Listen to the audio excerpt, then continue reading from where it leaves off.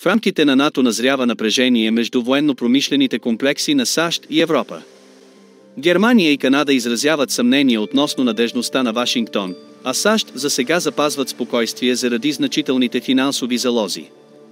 Германия и Канада играят ролята на обидените девици и вече намекват за възможността да се откажат от закупуването на изтребители F-35, въпреки сключените многомилиардни договори.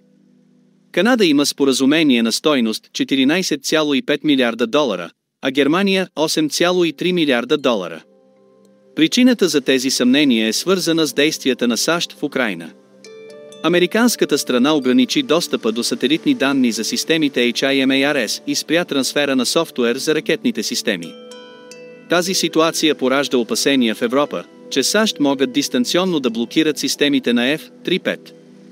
Технологичната зависимост и потенциалните ограничения върху достъпа до критичен софтуер предизвикват несигурност сред съюзниците на Вашингтон.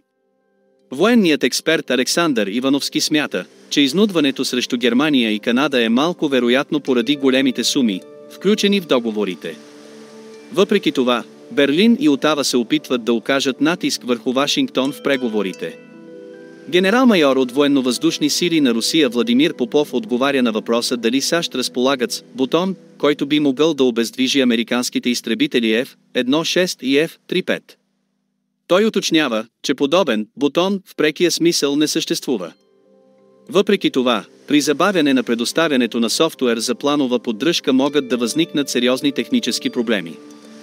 Това включва работата на двигателя, системите за електронна война, навигацията и насочването на ракети. Попов пояснява, че ако сателитната комуникационна система откаже, системата за насочване на управляемите ракети ще даде голямо отклонение, което ще доведе до загуба на точност при поразяване на целите. Конфликтът между военно-промишлените комплекси на САЩ и Европа остава в развитие.